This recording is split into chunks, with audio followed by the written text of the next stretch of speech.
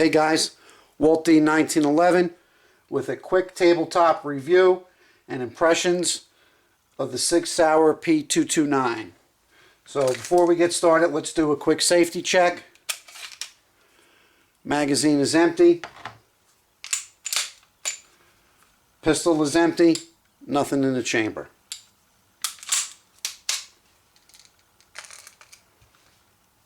Alright, I was in the market for a 40 caliber handgun about 8 or 9 months ago, and I originally had purchased a Glock 22 RTF. I shot that gun. I put about 25 or 30 rounds around through it, and I hated the trigger. So I was extremely disappointed with that. So I decided that I needed to trade that gun for something that I was going to enjoy shooting for many years. So after looking around at a couple different model guns, Smith & Wesson, Springfield Armory XDM, and the Ruger SR40, I decided to go with the Sig Sauer P229. You know, I'm more or less a guy, I like the striker-fired pistols, and I was a little bit reluctant to go with the Sig Sauer until I actually was able to rent one at my local range. And then once I shot this gun, the rest was history. I loved the gun. It was extremely reliable, extremely accurate, and it just felt really good in my hand. You know, it's got a nice thick grip on it, but not too thick. You know, it will fit most people's hands very well. It just has a nice point to it. The ergonomics on the gun are great. This particular gun has got the Sig Sauer night sights, which I'm probably going to wind up switching out for some type of a 3-dot system. Because of my eyes, the night sights are not the greatest for me. I need some dots that just are a little bit bigger, make it a little bit easier for me to pick up my my sight picture and my target.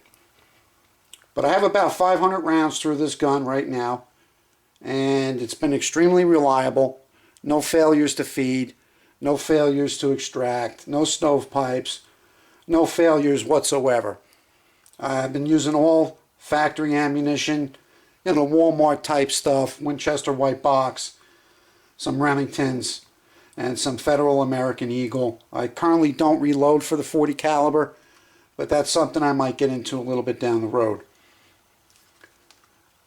As I said, the ergonomics on this pistol are really, really good. And the takedown on this gun is very simple. Let's do a quick takedown. What you would do is make sure that the gun is unloaded. Lock the slide back into place. Flip your takedown lever in the down position. Release your slide. And the slide assembly comes right off the frame. Rest is actually pretty easy. You're just going to release your recoil spring and your guide, and your barrel will pop right out. Very easy to field strip, very easy to maintain, very easy to give it a quick cleaning. To put it back together, you just reverse. You pop your barrel in, put your recoil spring guide and spring back in, slide it right onto the frame, lock it into position, flip your lever up,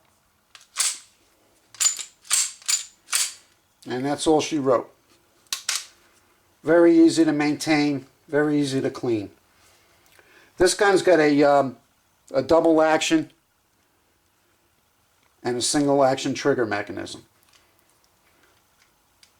The double action on this gun is extremely smooth. Again, we have an empty pistol. We'll decock it, and if you just watch, my finger doesn't stack, trigger doesn't stack, it just comes right back. It's probably about an 8 or a 9 pound pull. Single action's about 3 pounds, and it's right there. Very, very nice trigger. I was really impressed with the trigger, and again, like I said, I'm a striker fired kind of guy. I like my pistol striker fired, but I was extremely impressed with the trigger on this Sig Sauer. The firearm came with 3 magazines when I purchased it. Came with 2 Sig Sauer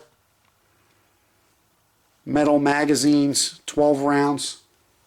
And it also came with a 3rd aftermarket Packmeyer stainless steel magazine. And I've had no issues with any of these magazines either. So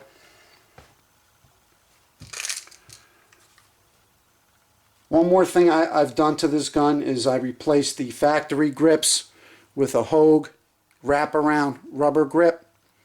It wraps completely around the back strap, but it does not cover the front checkering, which gives me a nice purchase.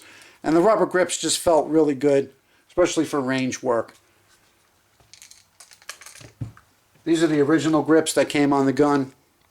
They're just the plastic Sig Sauer stippled grips, and they work really well too. They're comfortable to shoot with, but for me, I just preferred the Hogue rubber grips on this one. Accuracy is great with this gun. 10 yards, I was putting groups of 1.5 inches, and the gun was shooting right where I was pointing it. So this gun is definitely a lot more accurate than I'll ever be with it.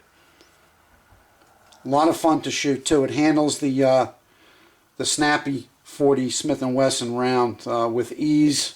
Recoil is nothing with this gun. It feels like you're shooting a 9mm. So overall, I'm really impressed with this gun. I think this is going to be a keeper in my collection. And if anybody's looking for a 40 Smith & Wesson, this could be something that you would want to look at.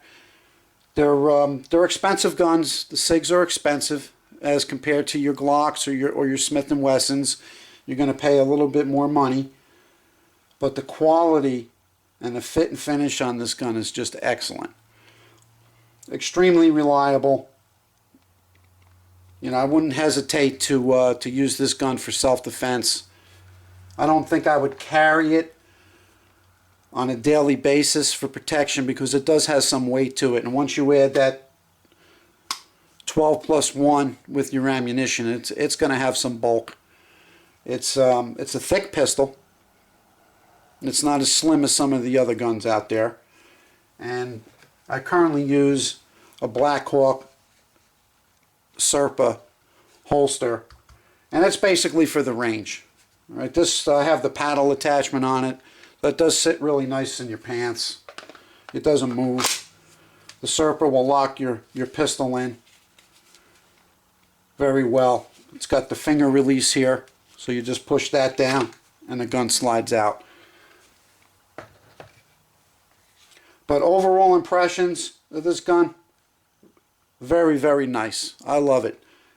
Like I said, something that I'm going to probably keep in my arsenal for a long time. So if you're in the market for a 40 caliber gun, handgun, don't hesitate to look at the Sig Sauer P229. It's a good size compact gun, extremely reliable, and the quality is typical Sig Sauer, so you'd be very happy with this gun. I'm going to continue with my reloading series. I'm just waiting for some components to come in the mail, and we're going to get started on that very shortly.